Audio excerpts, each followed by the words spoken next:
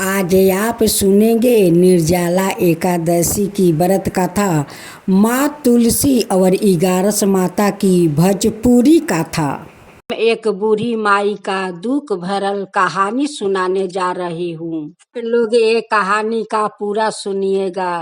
एक बुढ़िया माई के 2 बेटा रह से आ दोनों बेटा लोग के शादी हो गए रहे। कुछ दिन तक अपना माई के साथ रहे लोगे। बेटा बहू देखा था लोग के अब घर के धन शेष होखे वाला बा। एक दिन बुढ़िया माई के छोड़ के दोनों बेटा परदेश भाग जाला लोगे। माई अपना घर में रोते रह जाली, अपना बेटा लोग से मिनती करते रह जाली, बाकी बेटा लोग अपना माँ के दर्द ना देखलक लोगे। बुढ़ी माँ के छोड़ के उ लोग भाग गए लोगे। बूढ़ी माई अपना घर में अकेले रहे लगली। आ बूढ़ी माई माँ तुलसी के भक्त रह से। छोटे बेला से माँ तुलसी के पूजा करत रह से।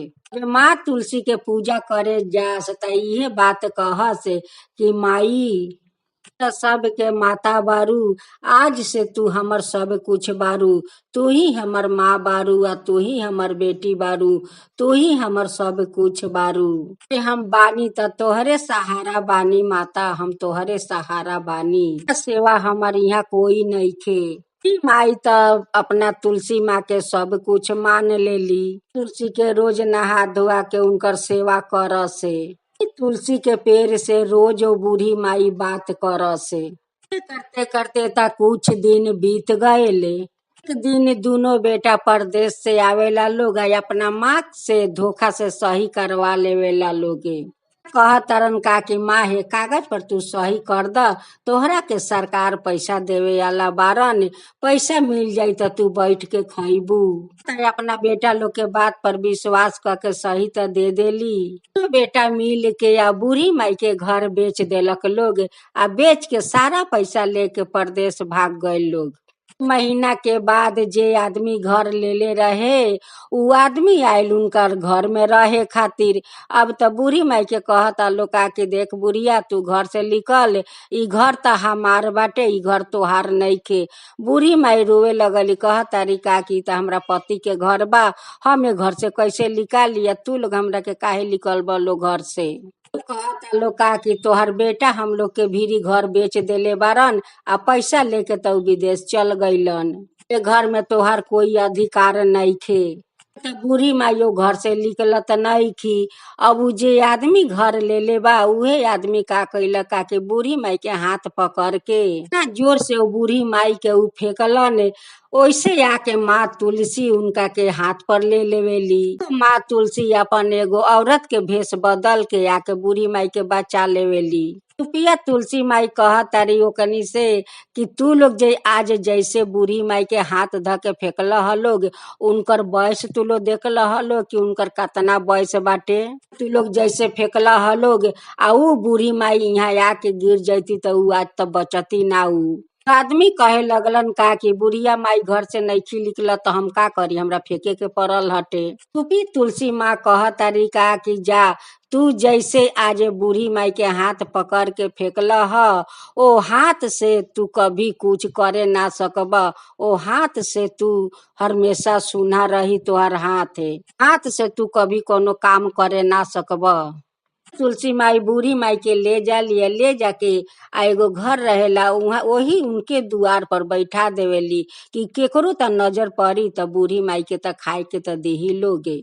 आदमी उनका के हाथ पकड़ के फेंकलक, उनकर हाथ तो गायब कर देली, हाथ से हमेशा के लिए लूल्हा बना देली। तो बुढ़िया माई दुआर पर बैठल बारी कि कोई तो नजर पड़ी, केकरो तो नजर पड़ी त हमरा के तो जरूर बोला के खाना खियाई। बूढ़ी माई वही दुआर पर बैठल बैठल उनकर तो 3-4 घंटा हो गईल, कोई उनका के ना पूछला खाए खातिर। माई वहां से उठ के गांव में चल गईली आ जाके घर गांव में घूमत तारी कि कोई तो हमरा के बोला के एक मुट्ठी भात खियाई। गांव में वो बुढ़िया माई घूमा तारी बाकिर उनका के कोई बोला के एक मुट्ठी भात ना खियौलक के। ई माई आके रास्ता में बैठ जाली है अपन नाचरा बिछा देवेली रास्ता में। आ जितना आदमी आवे जाए उनका से कह से कि बेटा हमरा पर दया कर, बेटा हमरा पर दया कर। तो कोई 1 रुपया देवे, कोई 2 रुपया देवे, उहे जो उनकर मिले वही से अपने कीन के आ कुछ कुछ खा ले से। एक दिन बुढ़िया माई घूमते घूमते चल जाली जहाँ बहुत बड़ा एगो बट के पेड़ रहेला। उहाँ पर हनुमान जी के मंदिर रहेला। उहाँ पर बहुत सारा लोग बैठल रहे। हनुमान जी के लोग पूजा पाठ करत रहे। गांव के लोग वही जगह हवा खाए खातिर बैठे बर के गाछ तक। बर के गाछ भी जाके बूढ़ी माई बैठल रह से। तुलसी त कोनो न कोनो रूप में जा सा बूढ़ी माई के देख के चलाव से। एक दिन खा पी के आ वही बर के गाछ के भीड़ी बूढ़ी माई सुत गईली। आ उनकर सपना में तुलसी माई आके कह तारी का कि माँ तू ठीक बारू त खाना खैलू ह। बूढ़ी माई कह तारी का कि बेटी तू कौन बारू। तारी का कि माई हम त तुलसी हई। तो बूढ़ी माई सपने में उठ के बैठ जाली आ माँ तुलसी से कह तारी बूढ़ी माई की माँ तुलसी हमरा से तो लोग घरो छीन लेलक आ एगो तो तू ही हमर सहारा रहू। तहरो से हमरा के लोग छीन लेलक, तहरो के तो छीन लेलक आदमी हमरा से। बूढ़ी माई कह तारी का कि हम तो सब कुछ तोहरा के हम अपन मान ले बानी, माँ मन ले बानी, बेटी मन ले बानी, सब कुछ मन ले बानी। आज हम तोहरा से एक बात कहे जातानी के तू बिछौना पर गिरे मत दीह, भोग के हमरा के मरे मत दीह। में हम चलते फिरते हमर मृत्यु के हो जाए, यही रास्ता में मर के पड़ रहम त आवे जाए वाला आदमी के नजर पड़ी त बारिश लाश समझ के हमरा के ले जाके नाला नदी में त कम से कम फेंक दी। होने पर हमरा के भोगे मत दीह माता, हमरा के भोगे मत दीह। तुलसी कह तारी का कि माँ ऐसा ही होई, तू जैसे चाह तारू वैसा ही होई। अभी तो उनकर सपना टूटल त कह तारी का कि माँ तुलसी आके त हमरा के कम से कम हिम्मत त दे गईली, हमरा मरे के कोई गम नइखे। सबेर भइल त वही पीपर के गाछ के भीरी बैठल बारी आ माँ तुलसी फिर से आवत तारी एक औरत के रूप में। पीपर के गाछ के भीरी लोग बैठल रहे लोग। माँ तुलसी अपना माया जाल से सभिन के माया वो बूढ़ी माई पर लगा देवेली। त जितना लोग वहाँ रहे अब बूढ़ी माई के त सब लोग माई माई कह के लागल बोलावे। बूढ़ी माई के त लागलो सब कोई देखभाल करे, सब लोग लागल खाना पीना खियावे। आदमी ना कि अगर सच्चा मन से माँ तुलसी के कोई भक्ति करे त माँ तुलसी कुछ भी कर सकतारी। तो बूढ़ी माई पर सभिन के अपना माया जाल से माया लगा देली। बूढ़ी माई के सब लोग लागल देखभाल करे। माँ तुलसी चल गईली विदेश में जहाँ जे दोनों बेटा बहू लोग किराया घर में रहे लोगे। मालिक के घर में उ लोग रहे लोग। माँ तुलसी अपना माया जाल से वो मालिक के दिमाग में अतना क्रोध भर देली, अतना क्रोध भर देली वो लोग के सारा सामान तूर फाड़ कर देलन। आ जो सामान बाच गलो में आग लगा के आ वो लोग के धक्का मार के घर से निकाल देलन। तुलसी कह तारी का कि बूढ़ा माँ के तू लोग फेंक के अइला लोग, धोखे से उनकर घर दुआर बेच के तू लोग आराम से बरल लोग। हम तोहरा लोग के कैसे हम सुखे रहे देहेम, तोहरा लोग के तो कभी सुखी रहे ना देहेम। माँ तुलसी वो दोनों जाना के कुष्ठो रोग दे देवेली के सब कुछ तहस नहस क के माँ तुलसी चलावेली। त बूढ़ी माई के जतना पीपर के गाछ के भीरी बैठे लोग सब बूढ़ी माई के अपन बेटा बेटी बन गए लोग उनकर देखभाल करे लागल लोग। दिन घूमते घूमते उ बेटा बहू वही पीपर के गाछ के भीरी आवता लोग। अब तो सब लोग देखता कि कुष्ठ रोग वाला ई दोनों बा लोग। सब लोग ओ लोग के पीपर के गाछ भीरी रहे ना देलक, वहाँ से खेदा देलक कि तोहरा लोग के यहाँ जगह नइखे रहे के, जाके अपन कहीं दूसरा जगह ढूंढ ल लोग, बाकी रे गाछ के भीरी तो हम लोग रहे ना देहेम। सभी लोग ओ लोग के वहाँ से खेदा देवेला लोग। दिन बूढ़ी माई अपना घर में सुत रह से तो दोनों लोग कुष्ठो रोग हो गइल बा, लोग परिवार लेके जहाँ तहाँ मारल फिरत आटे लोगे। वो अपराध कैलक लोग बूढ़ी माई के साथे, वैसे भगवान उनका साथ कैलने। करते करते ता कुछ दिन बीत गए। दिन बूढ़ी माई के पारान निकले वाला रहे। दिन सब लोग वहाँ पर बहुत भीड़ लाग रहे। त माँ तुलसी के वहाँ पता लाग जाला कि उनकर तया मृत्यु के होखे वाला बाटे। तुलसी एकदम से बुढ़िया के रूप धारण करे लिया, लाठी पर ठेंगते ठेंगते वहाँ आ जाली सबिन से कि बेटा यहाँ पर इतना भीड़ काहे लागल बाटे। लोग कहे लागल का कि अब माई साइत ना बचिहन, कैसे कैसे उ करत तारी। तुलसी गंगा जल आ तुलसी ले ले से कोई के हटा के आ अंदर में ढुक के आ उनका मुंह में जाके गंगा जल 1 चम्मच डाल देवेली आ उनकर प्राण निकल जाला। लोग कहे लागल का कि बूढ़ी माँ पानी में कारलक कि पानी पियावते पियावते बूढ़ी माँ के प्राण निकल गए। पर तू के लागेलू आ कहाँ से आयल बारू।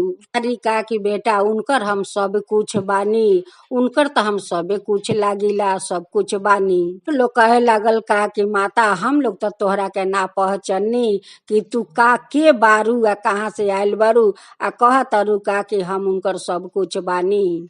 तुलसी कहा ठीक बा हम के बानी, हम आज तोहरा लोग के हम खावतानी। तुलसी अपना रूप में आ गईली, आया के अपन दर्शन सब कोई के देखा देली। सब लोग माथा झुका के प्रणाम करे लगल, कहे लगल का कि हे माँ तुलसी आज तो हम राउर दर्शन हम पा गईनी। अपना हाथ से वो बूढ़ी माँ के रौरा आके गंगा जल पिया देनी तो उनकर प्राण निकल गए। तुरंत धन बानी हे माँ तुलसी आ राउर वो बूढ़ी माँ धन बारी कि रौरा हाथ से पानी पी के उनकर मृत्यु के हो गए।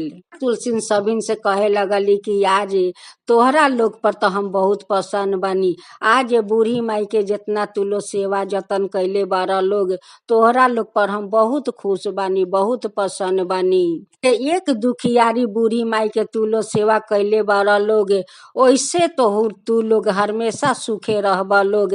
तोहरा लोग के घर में हमेशा धन दौलत भर रही, कभी तोहरा लोग के कमी ना होई। हम तोहरा लोग के आशीर्वाद देतनी कि तू लोग सादा सुखे रहबा लोग आ हमेशा तोहरा लोग के धन दौलत से घर भर रही। लोग हाथ जोड़ के माँ तुलसी के कुटी कुटी धन्यवाद करे लगल, कहे लगल लोग का कि हे माँ तुलसी आज यही बूढ़ी माई के चलते आज रौरा से हम लोग के दर्शन भइल बाटे।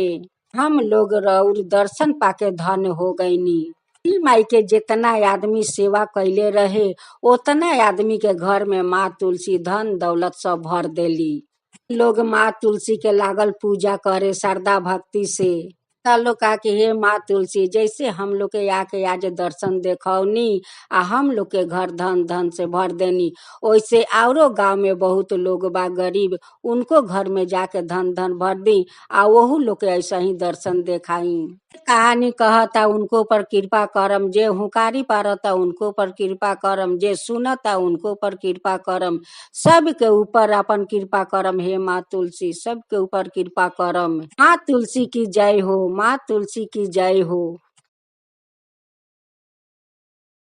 दिन हम इगारसी माता के कथा सुनावे जातानी। जो कोई इगारसी माता के श्रद्धा भक्ति से व्रत करे आ उनकर श्रद्धा भक्ति से कथा सुने, यहाँ पर इगारसी माता जरूर प्रसन्न होली। सारा मनोकामना पूरा करेली। जेकरा पुत्र नइखे उनका के पुत्र देवेली, जेकर धन नइखे उनका के धन देवेली। इगारसी माता के त महिमा अपरंपार बाटे। इगारसी माता की जय हो, विष्णु भगवान की जय हो। एक राजा के 2 बेटी रहस, दोनों बेटी में बड़ी बेटी इगारसी माता के परम भक्त रहस आ बड़ी बेटी के त कोई पूजा पाठ में उनकर मन ना रहे, कोई पूजा पाठ पसंद ना करसे। बेटी के राजा श्रद्धा भक्ति देख के अपना छोटी बेटी पर बहुत पसंद होखसे। छोटी बेटी इगारसी माता के कितना श्रद्धा भक्ति से पूजा करतारी, उनकर श्रद्धा भक्ति देख के तो हम बहुत खुश बानी। सब बात सुन के उनकर बड़ी बहन के तो बहुत जलन होताटे। जी तू तो अपना छोटी बेटी से बहुत प्यार करता रह, बाकी हमरा से तो तू प्यार करत नहीं ख। उनकर पड़ोस के राजा के बेटा उनकर बड़ी बेटी खातिर उनकर घर में अइलन। बड़ी बेटी के पसंद ना करके आ राजा के छोटी बेटी के पसंद कर लेता रहन। तब बड़ी बहिन अपना छोटी बहन से बहुत ज्यादा जले लगली। दिन बड़ी बहन अपना छोटी बहन के खाना में विष मिला देतारी आ माँ 11 से जाके उनकर बचा लेतारी। पूरा दिन एक माटी के मटके में विषहर सांप भर के आ उनकर घर में जाके राख देतारी। दस माता जाके फिर से उनका के बचा लेतारी। तीसरा दिन उनकर बड़ी बहन कुआं पर पानी भरे खातिर बोला के ले जातारी। भरते भरते धोखा से अपना छोटी बहन के वही कुआं में ढकेल देतारी आ कुआं में गिर के उ बेहोश हो जातारी। तभी ने 11 माता जातारी या कुआं से बचा लेतारी। 10 माता अपना भक्त के जाके बार बार बचावतारी, बार बार जाके बचा ले। बहन तो बहुत सीधा साधा रह से, मन के बहुत सफैया रह से। दिन बड़ी बहन उनकर छोटी बहन से उनकर मृत्यु के बारे में पूछतारी। तो हर मृत्यु के कैसे होई? मन में तो कोई छल कपट ना रहे। अपना बड़ी बहन से कहतारी का कि दीदी मरण तो भगवान के हाथ में बाटे, हाथ में आदमी के जीवन और मरण बाटे। बहन के पास एक तोता रहे या वही तोता में उनकर प्राण रहे। घर के जहाँ तहाँ कोना में उड़ उड़ के बैठा से ओ तोता के कोई पकड़ के या उनकर गले से हार निकाल लेवे तो उनकर मृत्यु के हो जाई। अगर कहीं ले जाके टांग देस तो उ जीवित हो जाई हन। बहन तो अपना छोटी बहन के मृत्यु के बारे में सब कुछ पूछ लेवेली। बहन अपन मृत्यु के बारे में सब अपना बड़ी बहन के बता देवेली, काहे कि उनकर मन में तो छल कपट ना रहे। राजकुमार राजा के घर में बरियात लेके आ गइलन। अब तो विधि विधान से उनकर शादी होखे लागल। उनकर छोटी बहन के राजकुमार के साथ फेरा होखे लागल। वही समय जाके उ तोता के ढूंढ के निकाल लेवेली। उनकर 3.5 फेरा होला, ओइसे तोता के मुआ देवेली या मुआ के उनकर गले से हार निकाल के अपना गले में पहन लेवेली। उनकर छोटी बहन फेरा लेवे के समय उहाँ गिर पड़ेली। कुमार कहतारन का कि राजकुमारी के का हो गइल कि मूर्छित होके गिर गईली।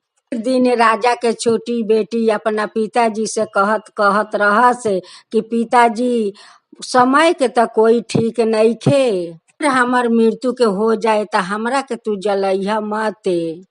खटिया पर सुता के पुराना महल में ले जाके राख दीह। बात तो राजा के याद रहे कि हमार बेटी ऐसन बात बोलले बारी।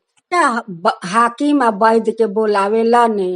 कहतारन का कि हे वैद्य महाराज, हमर बेटी के ना जाने अचानक कैसे मुरझा के आ फेरे करे के समय गिर गईली ह।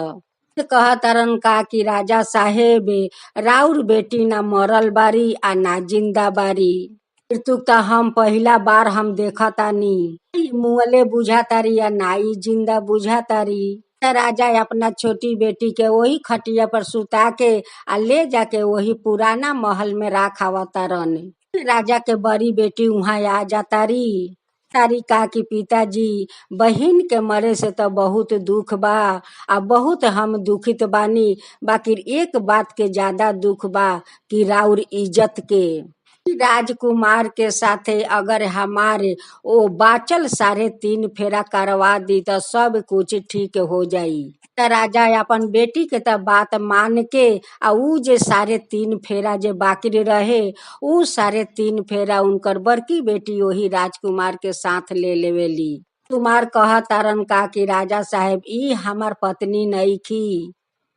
पत्नी तो उ बारी की बोलेली तो मुंह से फूल बरसेला आ हंसेली तो उनकर मुंह से रतन बरसेला। हमार पत्नी बारी बाकरी हमार पत्नी नहीं की। तो सब लोग ओ राजकुमार के पोला बुझा के तो 3.5 फेरा करवा देलक लोगे। राजा के छोटी बड़ी बेटी ओ राजकुमार के जातारी साथे उ अपना तो ससुराल चल गईली। बाकी राजकुमार कभी अपन पत्नी ना मनलन आ ना कभी उनकर हाथ के पानी पियलन आ ना उनकर हाथ के बनावल कभी खाना खा से। माने राजकुमार सोचत रहस कि एक दिन ना एक दिन हम अपन पत्नी के ढूंढ के जरूर निकालम। सोच के एक दिन उ राजकुमार घोड़ा पर बैठ के आ जातारन त घोड़ा जाते जाते उनकर पुराना महल के भीरी घोड़ा खड़ा हो जातारन। कुमार कहतारन का कि घोड़ा आके पुराना महल के भीरी काहे खड़ा हो गईलन। अब त राजकुमार घोड़ा से उतर के आ वही महल में जातारन। देखा तारन का कि महल के भीतर एगो चकुदार बारन। चकुदार से पूछा तारन कि महल के कर हटे। अब त चकुदार समझ गईलन कि इनके ससुर के त ई महल हटे। कुमार कह तारन का कि चकुदार जी उ लड़की जे खटिया पर सुतल बारी उ के बारी। उ चकुदार कह तारन का कि राजकुमार ई त वही राजा साहेब के छोटी बेटी बारी कि फेरे लेते के समय उ मूर्छित हो के गिर पड़ली। राजा के उ छोटी राजकुमारी बारी। कुमार चकुदार से कह तारन का कि हे चकुदार हम तोहरा के बहुत मुंह मांगा हम दौलत देहे में यहाँ आयल बानी, ए बारे में तू केकरो के मत बताइह। चकुदार कहलन का कि ठीक बा हम केकरो के ना बताएम। राजकुमार वही खटिया के भीरी जातारन आ उ जे उनकर 3.5 फेरा बाकी रहेला उ खटिया उठा के आ 3.5 फेरा ले लेतारन। साथ ओ पुराना महल में राजकुमार रह जातारन। अब तो सारा दिन मूर्छित रहली के जीवित हो गईली। तब अब राजकुमार कहतारन का कि सारा दिन मूर्छित रहलू ह आ रात के तू कैसे जीवित हो गईलू, एकरा बारे में सब रहस्य तू हमरा के खोल के बताव।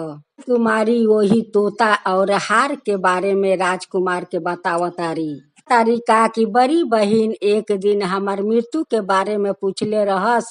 हम अपना बड़ी बहन के सारे बात हम बता देनी। उहे बहन ओ तोता के पकड़ के या गला के हार निकाल के अपना गला में पहन लेले बारी। जब सारा दिन उ पहन के रहेली त हम मूर्छित पड़ रहीला आ जब रात के उ हार उतार के टांग देवेली त हम जीवित हो जाइला।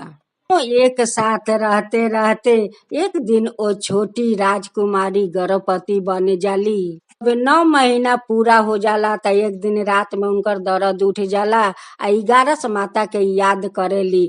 तब ने 11 माता वहाँ चहुप जाता रिया, चहुप के उनकर बच्चा खलास करके सर सफैया करके चल आवतारी।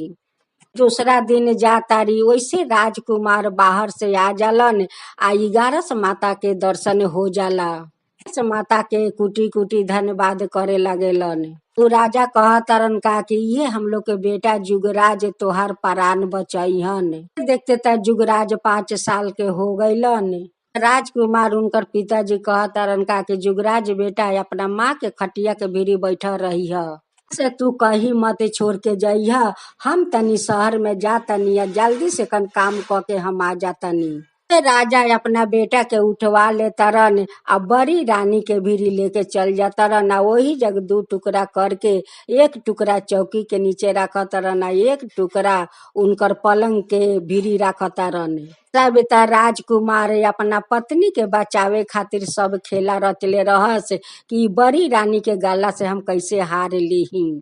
खातिर राजकुमारी सारा लीला रचले रहस। उनकर छोटी बहन 11 माता के याद करतारी आ वैसे ही 11 माता चल जातारी। वहाँ 11 माता एक भिखारिन के रूप धारण करतारी आ धारण करके आ बड़ी रानी के दरबार में जातारी। वहाँ पर भिक्षा मांगतारी। अब त रानी कहतारी का दासी लोग के कि दासी लोग जा वो भिखारिन के भिक्षा दियाव।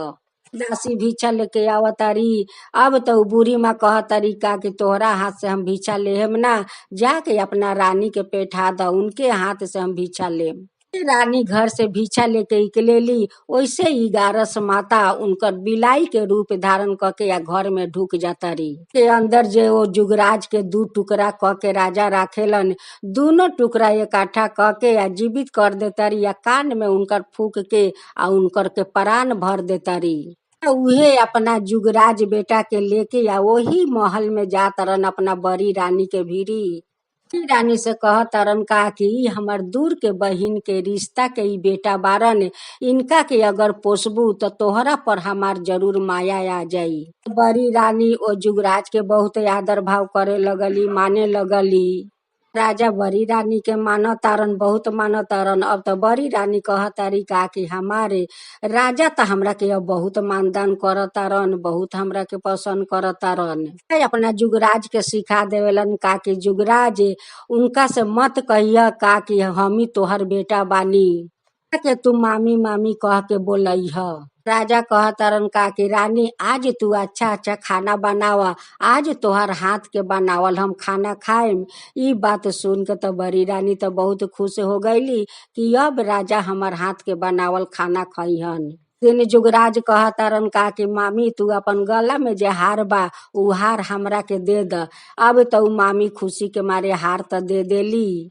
हार लिया के उ राजा अपना छोटी रानी के गाला में पहना देलन आ छोटी रानी तो जीवित हो गईली। अपना छोटी रानी आ जुगराज बेटा के लेके अपना महल में तो चल अइलन। बड़ी रानी के लेके या वही उनकर राजा के घर में जा तारी, उनकर घर में आ राजा से कह तारी सारा बात अपना बड़ी बेटी के बारे में। कुमार कह तारन का कि हे ससुर जी अपना बड़ी बेटी के हरकत सुन ली। वो राजकुमार वही बारे में बतावत तारन कि वो तोता के आहार के बारे में बात राजकुमार तो राजा के बता देलन। अब राजा ई बात सुन के बहुत अफसोस लगलन करे। कह तरन का कि तो हमरे में भूल बा, इनका पोषण पालन में कमी बा, वही खातिर तो आज ही ऐसन लिखल गइल बारी कि अपना बहिन के ई दुश्मन बन गईली। तो 11 माता के चमत्कार से हमर छोटी बेटी जीवित हो गईली आ उनकर पति मिल गईलन, उनकर संसार मिल गईलन। त पति से लेके सारा संसार तकले हमरा छोटी बेटी के मिल गईल। 11 माता हम रौरा के कुटी कुटी धन्यवाद करतानी। आज जैसे हमरा छोटी बेटी के रौरा जीवित कैनी, उनकर संसार बसा देनी। हम रौरा के कुटी कुटी धन्यवाद हम करतानी। 11 माता जैसे हमार बेटी के रौरा खुशियाँ लौटा देनी, वैसे सब कोई के रौरा खुशी लौटाएम, सब कोई पर कृपा बरसाएम। कहे वाला पर, हुकारी पारे वाला पर, सुने वाला पर, सब के ऊपर कृपा बरसाएम। माता की जय हो, विष्णु भगवान की जय हो। पति पत्नी रहे लोगे, उ लोग बहुत धनी रहे लो, बहुत धनी रहे लोगे, बाकी बहुत कंजूसो रहे लोगे। वो लोग के घर में धान कूटा, आटा पीसा, तेल पेरा, चिवड़ा कूटा, सारा मशीन वो लोग के घर में रहे। आ वो लोग के घर में बहुत सारा नौकर चाकर काम करत रहे लोगे। के घर में भगवान बहुत सारा धन भरले रही। फिर उ लोग इतना कंजूस रहे लोग, इतना कंजूस कि उनकर दुआर पर कोई भीखू भिखारे जाए तो उ कुत्ता नहीं तो दूर दूरा दे से।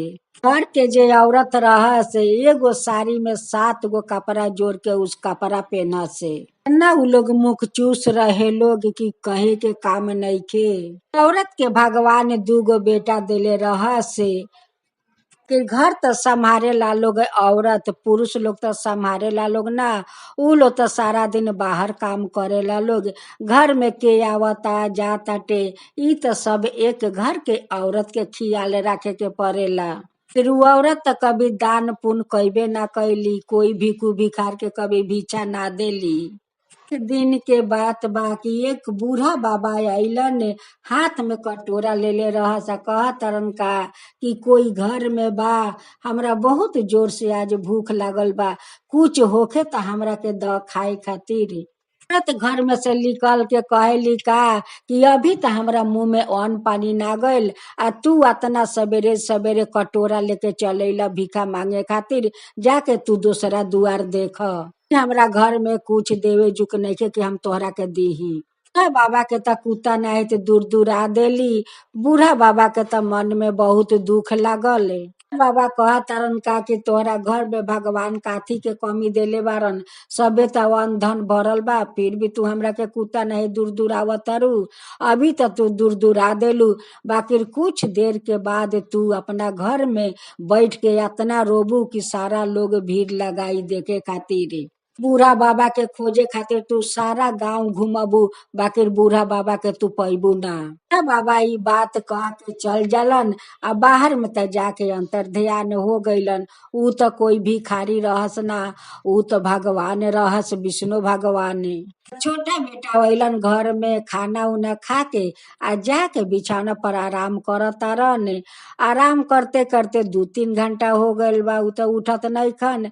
तब जातारी उनकर माई उठावे, उहे कंजूस औरत जातारी, कहतारी का कि बेटा उठ, बाहर जाए के लागी तोहरा में सारा किसान लोग लागल बा, उहाँ जाके देखभाल करे के लागी उठ। तो बारन हईले ना कि उठियन, बेटा तो चल गइलन भगवान के दुआरे। तो अपना बेटा के मृत्यु के देख के तो अब रोआ तारी। अब तो सारा पारा के आदमी भीड़ लगौले बा कि का भइल कि लगलू रोवे। अभी तो सवेरे से तू ठीक बारू, इतना अचानक का हो गल कि तू लगलू चिल्लाए। कह तरीका कि हमर छोटा बेटा के परान नइखे, हमर छोटा बेटा खाना खैलन आ गइलन आराम करे, उनकर मृत्यु हो गइल, हमर बेटा के परान नइखे। तो सब लोग कहता का कि सवेरे से तो तोहर बेटा ठीक बारन, तू लोग ठीक बारू, अचानक कौन ऐसन बात हो गल कि तोहर बेटा के ऐसन घटना घट गइल। तो उ कंजूस औरत कहा तारी का कि हमरा घर में एगो बूढ़ा बाबा आए रहलन ह, कह तरन का कि हमरा बहुत जोर से भूख लागल बा, कुछ खाए के बात द। उनका के तो हम दूर दूरा देनी है। तब कह तरन का कि अभी तो हमरा के दूर दूरा देलू, बाकी कुछ देरी के बाद तू रोबू आ तारा घर में बहुत सारा भीड़ होई। बात कह के अब बूढ़ा बाबा चल गइलन। आ एने हमर बेटा आके खाना खा के जैसे आराम करे गइलन, यही जे हमर बेटा के मृत्यु के हो गइल। तो उनकर अड़ोस पड़ोस के आदमी कहे लागल कि ऊ तो कोई बूढ़ा बाबा ना रहलन ह, ऊ तो कोनो भगवाने रहलन हटे। तबे तो ऐसन बात बोल के गइलन ह, तू दूर दूरा देलू ह। तोहरा घर में कौन ऐसन चीज के कमी बाटे? कुछ के तो कमी नहीं के, फिर भी एक मुट्ठी भिक्षा दे तू तो तोहर का कम पड़ जाइत। बात उनकर पति सुन के दुखित हो गइलन कि हमरा घर में इतना धन भरल बा, फिर तू वो बूढ़ा बाबा के एक मुट्ठी खाए के तू ना देलू ह, आ हमर बेटा के तू परान ले लेलू। तो गांव गांव में बूढ़ा बाबा के लागल लोग खोजे, सब कोई मिल के कि बूढ़ा बाबा कहाँ बारन, बूढ़ा बाबा कहाँ बारन।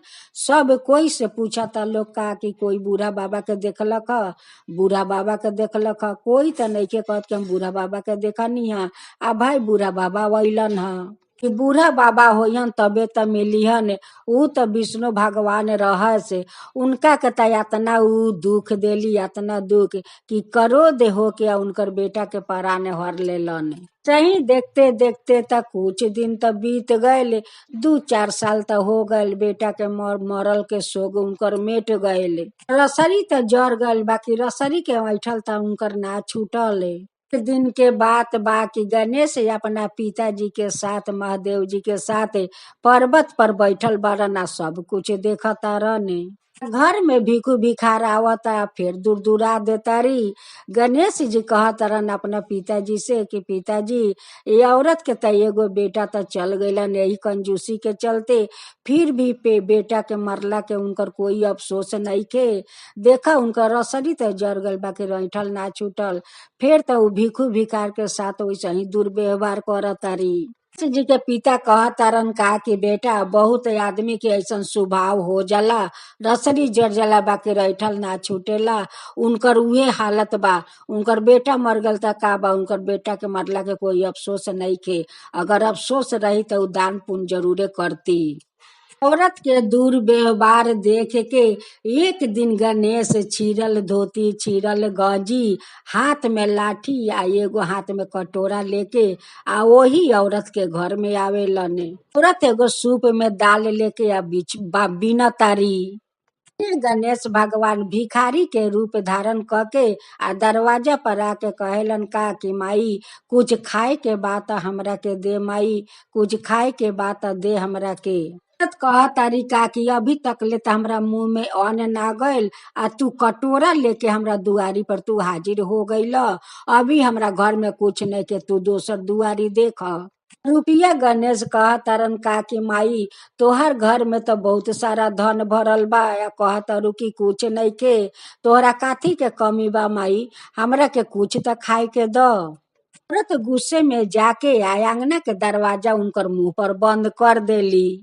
गणेश जी कहतारन का कि तू हमरा मुंह पर दरवाजा बंद कैले हे, देख तोर गोदाउन के अनाज हम कैसे हम तोर शेष करतानी। त गणेश भगवान उनकर जतना मूसक रहेला लो जगह जगह से मूसक के बोलवलन। मूसक लोग कहता का कि आज का बात बा गणेश कि आज सब मूसक महाराज लोग के तू बोलौला ह। गणेश कहतारन का के मूसक महाराज तोहरा लोग के तो बहुत बड़ा काम करे के बाटे, हमरा आगे साथे चल, हम तोहरा लोग के देखावा तानी कि कौन कौन काम करे के बा। भगवान सब मूसक लोग के वही जंगल में राख के या कहेलन का अभी तू लोग यहीं रह, हम थोड़ा गांव में से घूर के आवतानी। भगवान फिर से भिखारी के रूप धारण करेला आ क के आ गांव में घूरतानी। देखा तानी का कि वो गांव में 5 गो घर बा कि बहुत वो घर के परिवार गरीब बा लोगे के परिवार के शरीर पर ना अच्छा कपड़ा बा ना कुछ खाए पिए के बा, आ बच्चा लोग खाए खातिर बहुत रोवा रोट करताटे लोगे। अब तो उहे गणेश भगवान घूम घूम के देखतारन तारन का कि त 5 घर बहुत गरीब बाटे लोग, इतना गरीब बा लोग कि ये लोग के कपड़ा देह पर नहीं खे, ना ये लोग के खाए के शुद्ध बाटे वन घर में। 5 गरीबन के घर देख के गणेश भगवान तया गईलन, या के मूसक लो से कहतारन कि देखा मूसक महाराज 5 घर गरीब बा लोग, ओही लोग के घर के अंदर से सुरंग बनावे के बा, आ एक कंजूस औरत बारी उनकर गोदाम तक ले सुरंग ले जाए के बा। के गोदाउन में जे बोरे बोरे चाउर के छली लागल बा, आधा छली तोहरा लोग के वो 5 गरीबन के घर में तारा लोग के भर देवे के बाटे।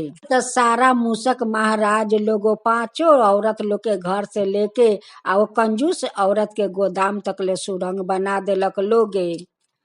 औरत लोग अपना बाल बच्चा के लेके आगरा में सूते लोग, गरम के चलते तो उ लोग घर में सूते लोग ना, अपन अपन बाल बच्चा लेके आंगना में सूते लोगे। अभी तो मूसक महाराज लोगो 5 गरीबन के घर में चाउर तो भर देलक लोगे, आ इनकर त आधा गोदाम खाली हो गए। गोदाम में बाच गए रहे ओकरा के काट कूट के उ लोग छीट फीट के छितिर बितिर मूसक महाराज कर देले रहे लोगे। दोनों पति पत्नी वो गोदाम में जाता लो तो गोदाउन में देखता लो का कि आधा तो अनाज नहीं खे, का हो गईल, ई तो बुझाता कि चोरे आके ले गए। उनकर पति कहतारन का कि इतना लोग घर के अगल बगल में पहरा देता, चोर कैसे आके गोदाउन से इतना अनाज चोरी कर ली। तो उनकर नौकर लोग गोदाउन में चारों दिगे घूम घूम के देखता लोग, तो कहता लोग का कि तो सारा बोरा सब मूस काट देले बा, आ सब चाउर छीट फीट हो गईल बा। 5 औरत लोग के घर में गरीब लोग के घर में तो अन्न भर जाला, आ वो लोग के 5 जानी के घर के सुरंग के मुंह बंद हो जाला। तो उ लोग गरीब औरत लोग सवेरे उठ उठ के अपना घर खोल के देखता लोग, तो वो लोग के तो घर में पूरा चाउर भरल बाटे। अब तो कहता लोग का कि राता राती हम लोग के घर में इतना अनाज भरल कैसे। तो उनका से ऊ कहतारी उनका से ऊ कहतारी, अब अपने में मुँह मुँह कैले बा लोग कि भाई हमरा घर में राता राती भरल कैसे, घर तो हमार बंद बा। तो गरीबन औरत कहता लोग का कि हमरो घर में चाउर भरल बा, ऊ कहतारी कि हमरो घर में चाउर भरल बा। सब चमत्कार भइल त भइल कैसे। एने करी त कंजूस दोनों पति पत्नी ऊ लोग त दांत पर दांत वो लोग के लागता कि इतना अनाज हमर गइल कहवा।